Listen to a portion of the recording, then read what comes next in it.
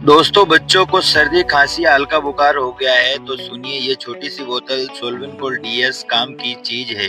इसमें है 3 असरदार घटक। पहला पैरासीटामोल बुखार और दर्द को कम करता है, और दूसरा फेनिलेपेरिन बंद नाक को खोल देता है, और तीसरा क्लोराफेनेरामाइन छींक और एलर्जी को कंट्रोल करता है। मतलब सर्दी खांसी और बुखार तीनों एक साथ असर। लेकिन ध्यान रहे भाई, ये सिर्फ बच्चों के लिए है, इसीलिए डॉक्टर की सलाह के बिना ना दे। ऐसे ही हेल्थ टिप के लिए माय हेल्थ केयर चैनल को सब्सक्राइब करें। धन्यवाद।